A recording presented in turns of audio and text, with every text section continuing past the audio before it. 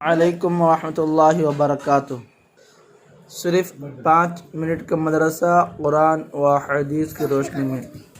ذی الحجہ کے 16 تاریخ ہیں۔ نمبر 1 اسلامی تاریخ۔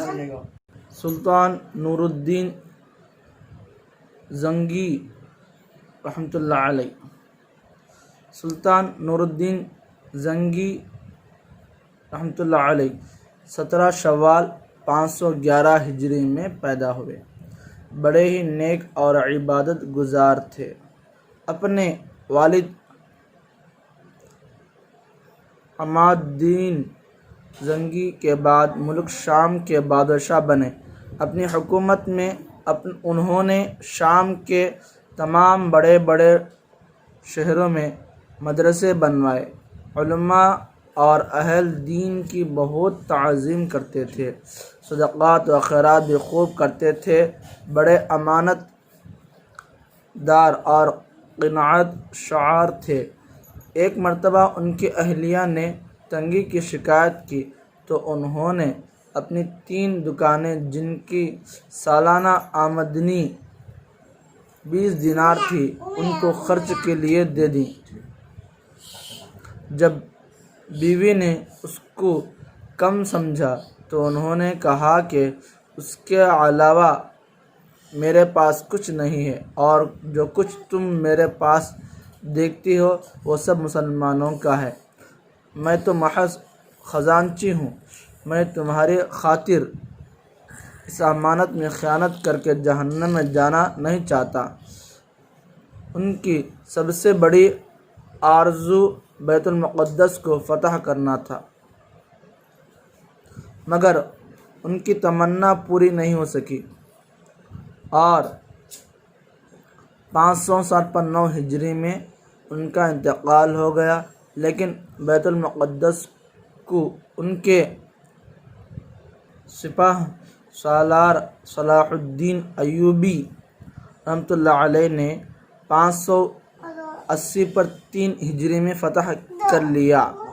ابن کثیر لکھتے ہیں کہ خلفائے راشدین اور عمر ابن عبدالعزیز کے بعد نور الدین سے بہتر سیرت اور ان سے زیادہ عادل انسان میری نظر سے نہیں گزرا۔ نمبر 2 حضور صلی اللہ علیہ وسلم کا معجزہ، گونگے کا اچا ہونا۔ رسول اللہ صلی اللہ علیہ وسلم حجۃ الوداع میں جب جمرہ عقبہ کی رومی کر کے واپس ہونے لگے تو ایک عورت اپنے چھوٹے بچے کو لے کر حاضر خدمت ہوئی اور عرض کیا، یا رسول اللہ، میرے اس بچے کو ایسی بیماری لگ گئی ہے کہ بات بھی نہیں کر سکتا۔ تو رسول اللہ صلی اللہ علیہ وسلم نے ایک برتن میں پانی منگوایا اور دونوں ہاتھوں کو دھویا اور کلی کی، اور پھر وہ برتن اس عورت کے حوالے کرنے کے بعد فرمایا، اس میں سے بچے کو پلاتی رہنا اور تھوڑا تھوڑا اس پر چھڑکتی رہنا اور اللہ تعالیٰ سے شفا کی دعا کرتی رہنا۔ حضرت جندب رضی اللہ عنہما فرماتی ہیں کہ 1 سال بعد میری اس عورت سے ملاقات ہوئی تو میں نے پوچھا، بچے کا کیا حال ہے؟ تو اس نے کہا، الحمدللہ ٹھیک ہو گیا، اور اتنی زیادہ سمجھ آ گئی کہ جتنی بڑے لوگوں میں بھی نہیں ہوتی۔ نمبر 3 ایک فرض کے بارے میں، مزدور کو پوری مزدوری دینا۔ رسول اللہ صلی اللہ علیہ وسلم نے فرمایا، میں قیامت کے دن 3 لوگوں کا مقابل بن کر ان سے جھگڑوں گا۔ انہی میں سے ایک وہ شخص ہے جس نے کسی کو مزدوری پر رکھا اور اس سے پورا کام لیا مگر اس کو پوری مزدوری نہیں دی۔ خلاصہ، مزدور کو مکمل مزدوری دینا واجب ہے۔ نمبر 4 ایک سنت کے بارے میں، نفع بخش علم کے لیے دعا۔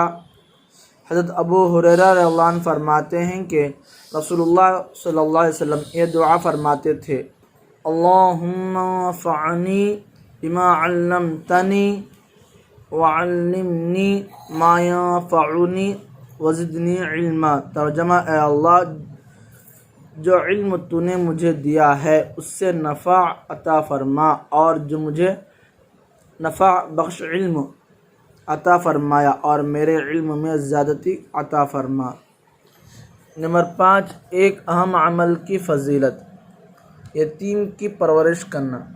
رسول اللہ صلی اللہ علیہ وسلم نے فرمایا: مسلمانوں میں بہترین گھر وہ ہے جس میں کوئی یتیم ہو اور اس سے اچھا سلوک کیا جائے، اور مسلمانوں میں بدترین گھر وہ ہے جس میں کوئی یتیم ہو اور اس کے ساتھ برا سلوک کیا جائے۔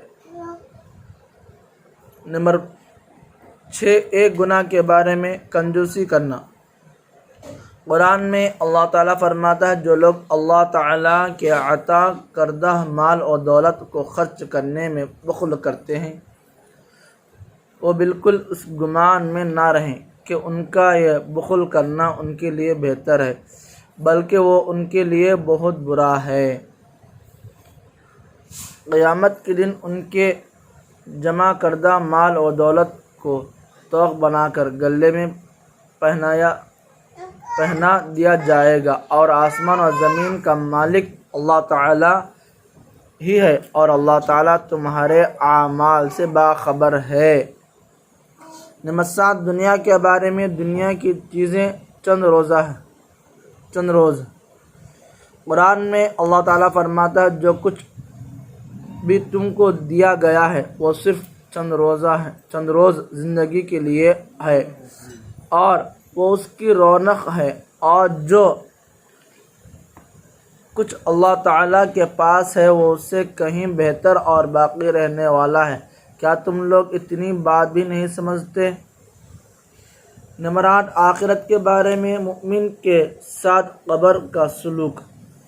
رسول اللہ صلی اللہ علیہ وسلم نے فرمایا: جب مومن بندے کو دفن کیا جاتا ہے تو قبر اس سے کہتی ہے: تمہارا آنا مبارک ہو، میری پشت پر چلنے والوں میں تم مجھے سب سے زیادہ محبوب تھے۔ جب تم میرے حوالے کر دیے گئے اور میرے پاس آ گئے تو تم آج میرا حسن سلوک دیکھو گے، تو جہاں تک نظر جاتی ہے قبر کشادہ ہو جاتی ہے اور اس کے لیے جنت کا دروازہ کھول دیا جاتا ہے۔ نمبر 9، طب نبوی سے علاج: دل کی کمزوری کا علاج۔ رسول اللہ صلی اللہ علیہ وسلم نے فرمایا: تم لوگ سنترے کو استعمال کیا کرو کیونکہ یہ دل کو مضبوط بناتا ہے۔ فائدہ: محدثین تحریر فرماتے ہیں کہ اس کا جوس پیٹ کی گندگی کو دور کرتا ہے، اور قے اور متلی کو ختم کرتا ہے، اور بھوک بڑھاتا ہے۔ نمبر 10، نبی صلی اللہ علیہ وسلم کی نصیحت۔ رسول اللہ صلی اللہ علیہ وسلم نے فرمایا: جس شخص کو ہدیہ دیا جائے اگر اس کے پاس بھی دینے کے لیے کچھ ہو تو اس کو بدلے میں ہدیہ دینے والے کو دے دینا چاہیے، اور اگر کچھ نہ ہو تو بطور شکریہ دینے والے کی تعریف کرنی چاہیے، کیونکہ جس نے تعریف کی اس نے شکریہ ادا کر دیا، اور جس نے چھپایا اس نے ناشکری کی۔ اللہ تعالیٰ جتنے باتیں کہیں سنیں ان سے زیادہ عمل کرنے کی توفیق عطا فرمائے۔ سبحان اللہ وبحمدہ، سبحانک اللہم وبحمدک، اشہد ان لا الہ الا انت، استغفرک واتوب الیک۔